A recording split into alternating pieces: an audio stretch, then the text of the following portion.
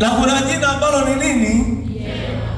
Sasa mifano natuambia ni heri, ni bora, ni afadhali uchague jina ambalo ni jema kuliko kuchagua mali nyingi.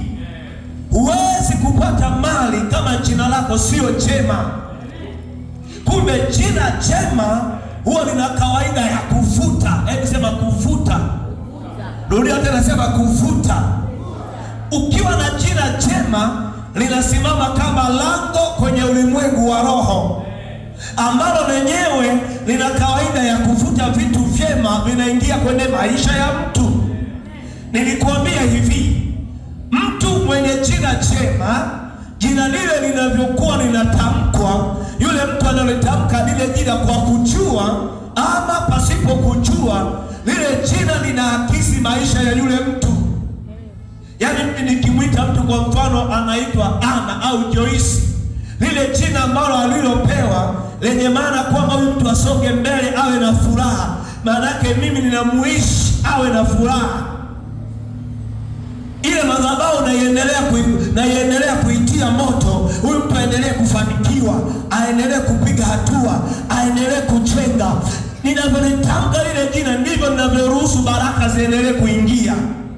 Lakini huyu mwenye jina baya ambalo lenyewe sio jema, kwa kadiri watu wanavyokuita kwa jina ndivyo na wenyewe wanavyodhihirisha ule ubaya uendelee kuwa juu ya maisha yake.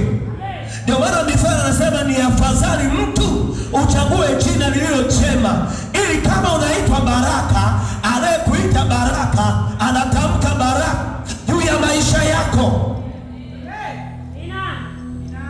Alo?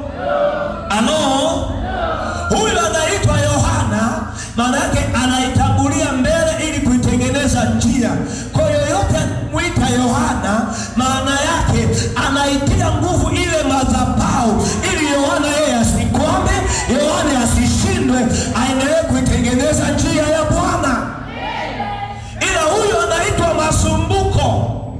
Anavyotajwa lile jina la Masumbuko kwenye ulimwengu wa roho, lile lango linaendelea kumsumbua, awe ni mtu wa masumbuko. Na ndio maana tunataka na leo tupasue yale malango ya kiroho yaliyosimama kwenye majina ya watu. Sema tena amen, amen. Sasa jina linasimama kama lango. Sema lango. Rudia tena, sema lango. Sema tena lango. Kwa hiyo ni lango la kiroho ambalo liko pale. Kanuni ya lango, maana yake sheria ya mlango ni kufunguka na kufunguka.